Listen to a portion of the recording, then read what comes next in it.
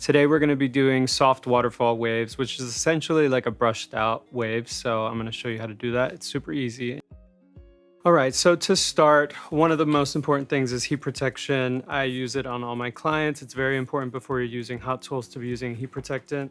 You want one that goes up to 450 degrees. Not all of them do, so it's important to pay attention to that.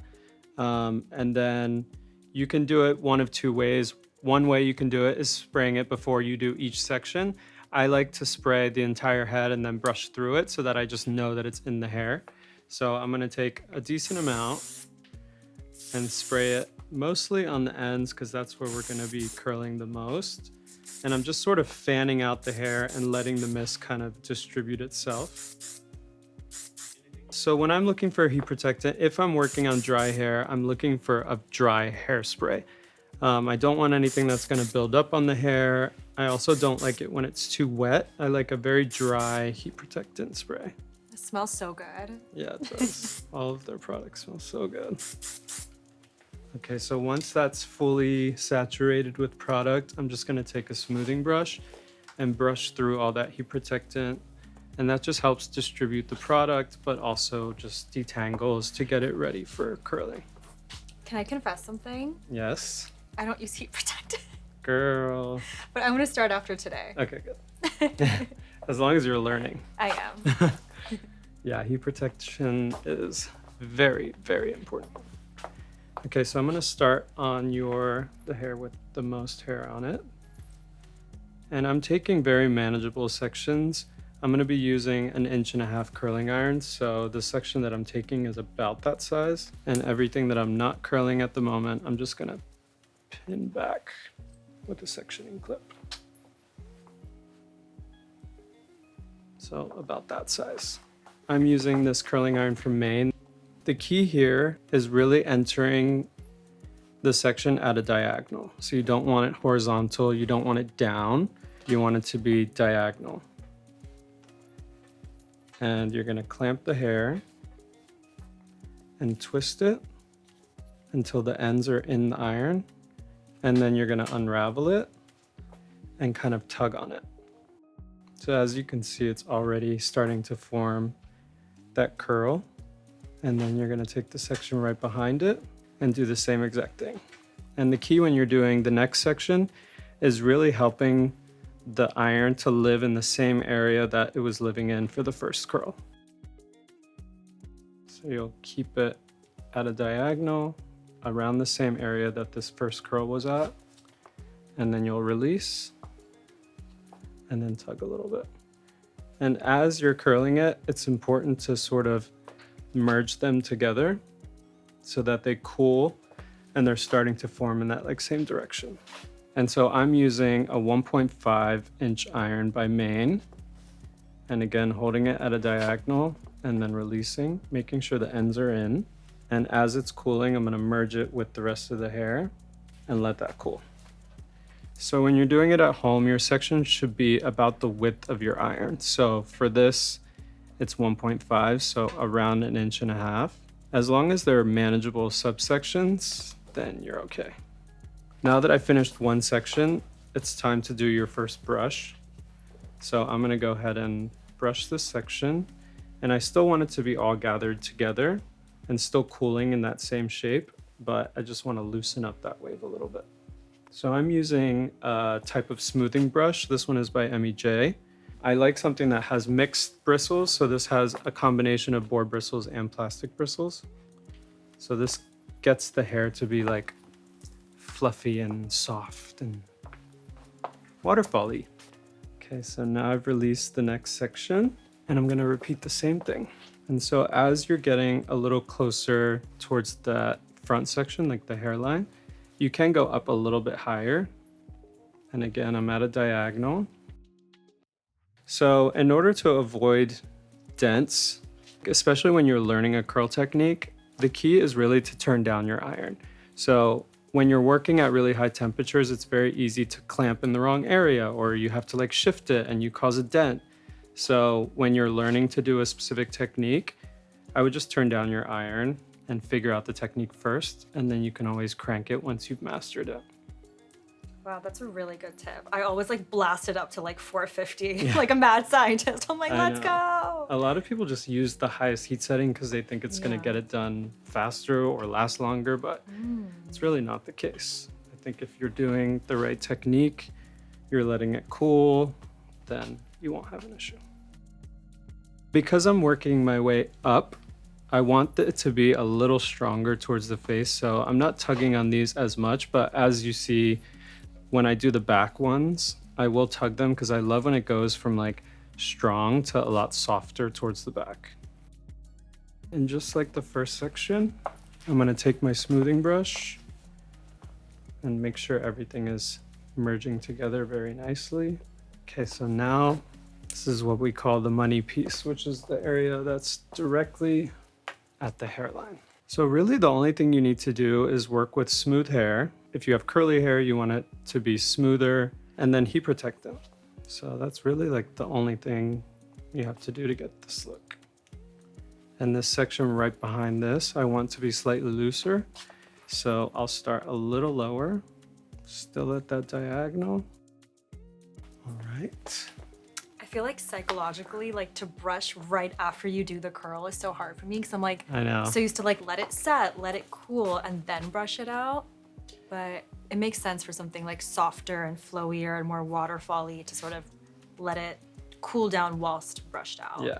The key is, I mean, we're not fully brushing out to the point of like losing the curl completely. It's really more to merge all the curls together so that when they're cooling, they're in that same shape together. The intention of brushing it, I think a lot of people think, oh, I'm brushing out my curls to make them looser. And although that is a part of it, it's definitely not to get rid of it completely. Okay, so now we've moved on to the right side of the hair. And the key is to really go in the same direction that you were going on the other side. So I'm still going at a diagonal, but I'm going this time away from the face. So with this first section, I'm going diagonal towards the face. Section that big. And I'm going in at a diagonal, and I'm gently like pressing the thing to open the iron so that I can trap the rest of the hair. So it's like gentle like pressing motions to like open and close. So that gentle motion is like you're essentially feeding it into the curling iron, but it's like a very gentle tap. Just like that. And again, diagonal.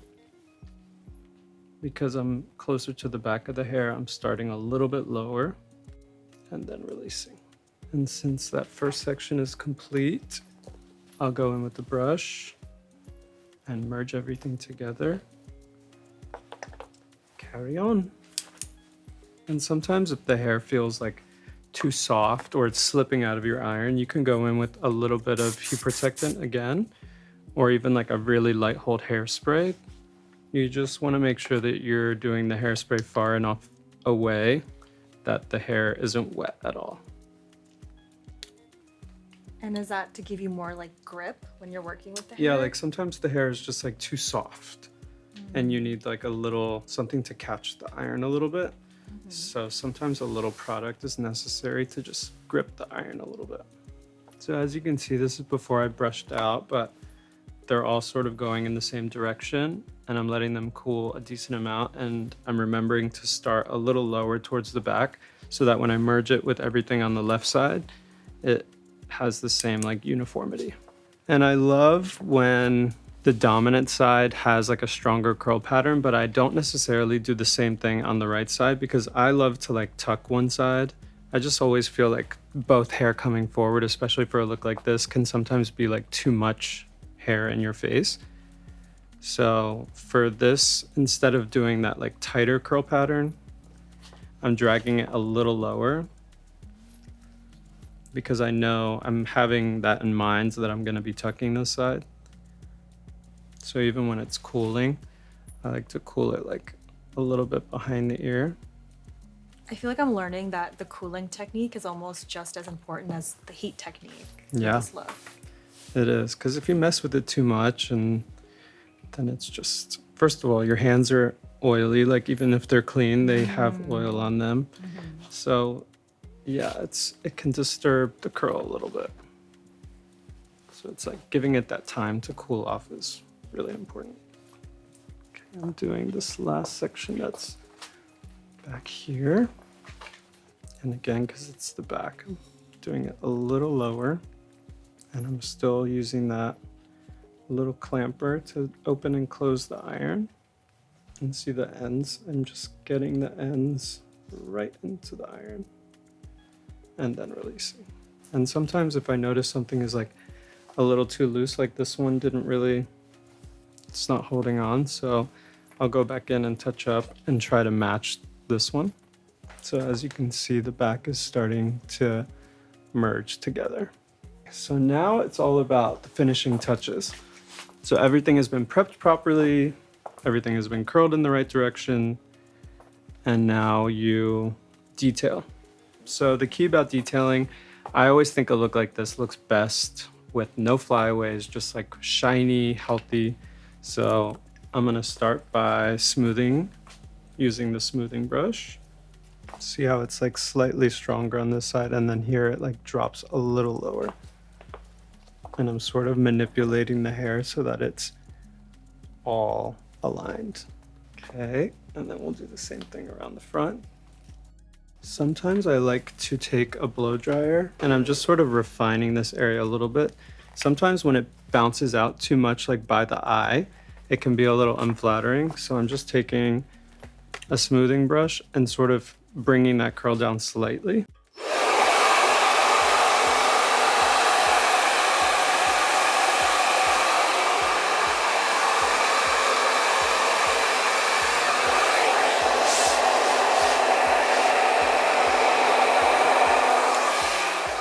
I think the most common mistake people make is not curling in the right direction.